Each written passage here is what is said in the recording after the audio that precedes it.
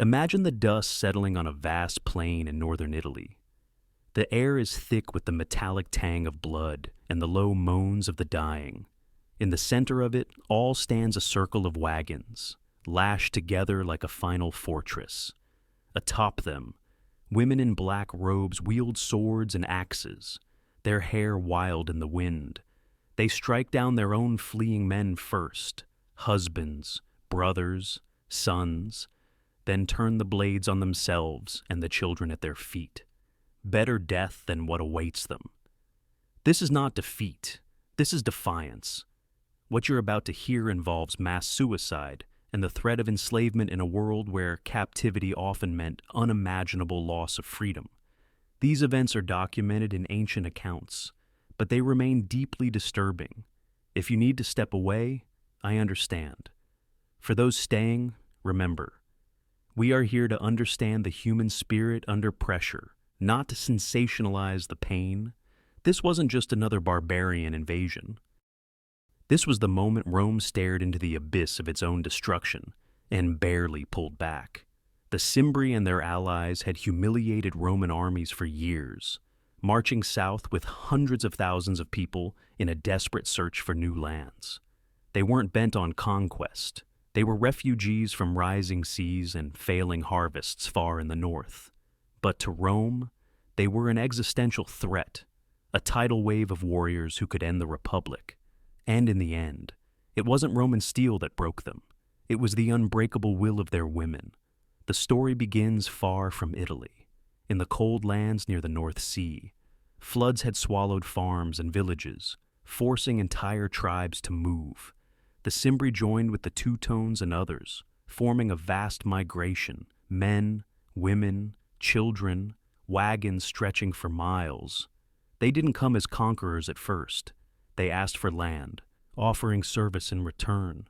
Roman commanders refused, attacked, and lost.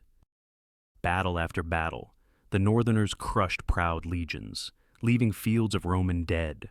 Rome panicked. Stories spread of giants in chain armor, charging like madmen, fearless of death. The Senate broke its own rules, electing the same man consul again and again.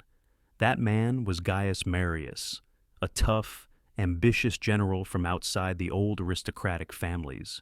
He rebuilt the army, opening it to the poor, training them hard, turning farmers into professionals. The turning point came in waves. First, Marius ambushed the Teutones in southern Gaul. Their king fell into chains. When the survivors fled to their wagon camp, the women fought from the heights, killing the wounded who reached them rather than let them face Roman captivity. Then, in despair, they ended their own lives and those of their children.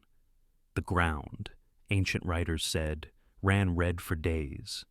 The Cimbri pressed on into Italy, unaware their allies were gone. Marius joined forces with another commander, a patrician named Catulus, whose men had earlier fled before the northern advance.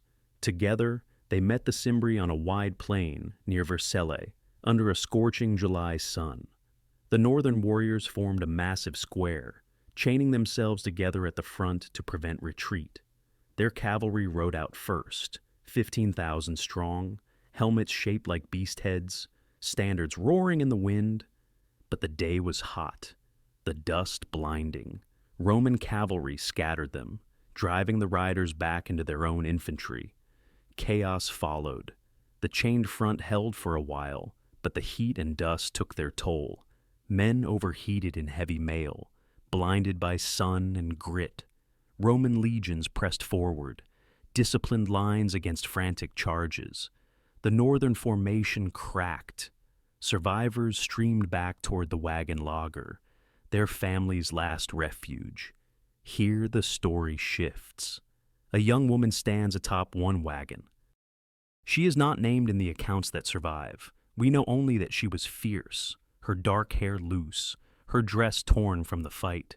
Around her, mothers and daughters, wives and sisters, armed with whatever came to hand. They had watched the battle from afar, knowing what defeat meant. As fleeing warriors reached the circle, the women struck them down. No surrender, no shame of chains. One ancient chronicle describes them calling out, "Death before dishonor." Then, as Roman soldiers closed in, the women turned inward. They strangled their children first, quick, merciful, or dashed them against wagon wheels, then themselves, swords to throats, ropes around necks, leaping from heights. The plain echoed with their cries, a sound that haunted Roman veterans for years. But not all chose death. Some surrendered. Tens of thousands, men who laid down arms, women who could not bring themselves to the final act, children too young to understand. The Romans claimed 60,000 captives that day. They were marched south, sold in markets across Italy, families broken, lives remade in servitude. Some descendants, generations later, may even have joined the great slave revolt led by Spartacus. The king of the Cimbri, a warrior called Boiorix, died fighting in the final stand, surrounded by his nobles. His people were scattered. Their migration ended in blood and dust. Marius returned to Rome in triumph, hailed as savior. He granted citizenship to allied soldiers without Senate approval, a move that stirred resentment. His rivalry with younger officers, like a brilliant cavalry commander named Sulla, would soon tear the Republic apart.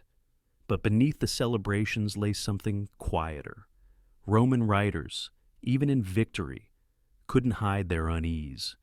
These northern women had fought like men, died with a courage that shamed surrender. Their mass refusal of captivity forced Rome to confront the limits of conquest.